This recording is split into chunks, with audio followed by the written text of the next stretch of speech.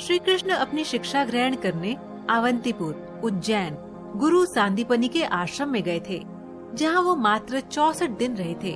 वहाँ पर उन्होंने मात्र 64 दिनों में ही अपने गुरु से 64 कलाओं की शिक्षा हासिल कर ली थी। हालांकि श्री कृष्ण भगवान के अवतार थे और ये कलाएं उनको पहले से ही आती थी, पर चूंकि उनका जन्म एक साधारण मनुष्य के रूप में हुआ था, इसीलिए उन्होंने गुरु के पास जाकर ये पुनः सीखी। आइए जानते हैं वे किन 64 कलाओं में पारंगत थे। स्वागत है दोस्तों आपका हमारे चैनल समय चक्र में। श्री कृष्ण जिन 64 कलाओं में पारंगत थे वे हैं नृत्य यानी नाचना, वाद्य तरह तरह के बाजे बजाना, गायन विद्या यानी गायकी,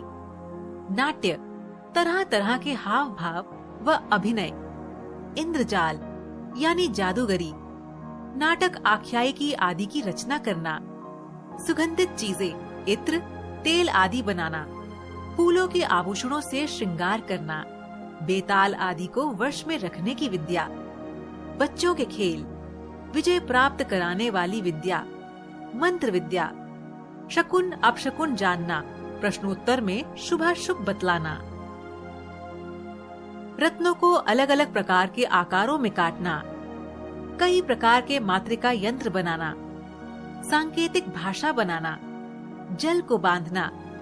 बेल बूटे बनाना, चावल और फूलों से पूजा के उपहार की रचना करना, यानी देव पूजन या अन्य शुभ मौकों पर कई रंगों से रंगे चावल, जौ आदि चीजों और फूलों को तरह तरह से सजाना, फूलों की सेज बनाना, तोता मैना आदि की बोलियां बोलना। इस कला के जरिए तोता मैना की तरह बोलना या उनको बोल सिखाए जाते हैं। वृक्षों की चिकित्सा, भेड़ मुर्गा बटेर आदि को लड़ाने की रीति, उच्चाटन की विधि, घर आदि बनाने की कारीगरी, गलीचे दरी आदि बनाना, बढ़ई की कारीगरी, पट्टी बेंत बाण आदि बनाना, यानी आसन कुर्सी पलंग आदि को बेंत आदि चीजों से बनाना,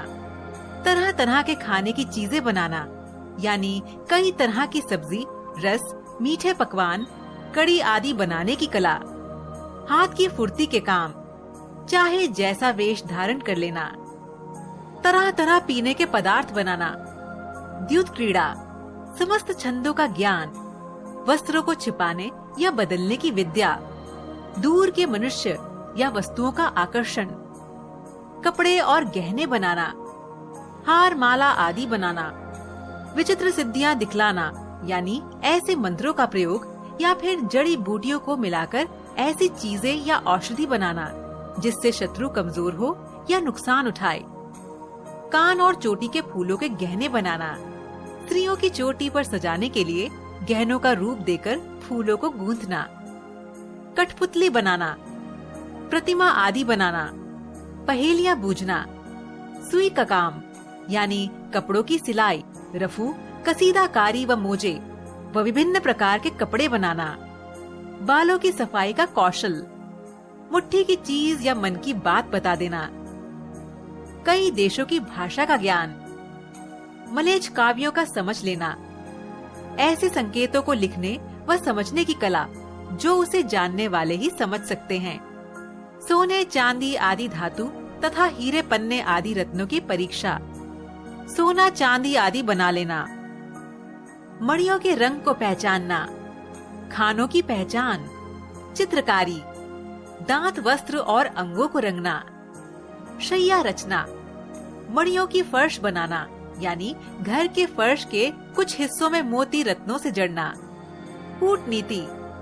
ग्रंथों को पढ़ाने की चतुराई, नई नई बातें निकालना, समस्या पूर्ति करना, समस्त कोशों का ज्ञान, मन में कटक रचना करना, यानी किसी श्लोक आदि में छूटे पद या चरण को मन से पूरा करना, छल से काम निकालना, कानों के पत्तों की रचना करना, यानी शंख, हाथी दांत सहित कई तरह के कान के गहने तैयार करना। तो दर्शकों, आज का सवाल आपके लिए ये है कि क्या आप बता सकते हैं कि कल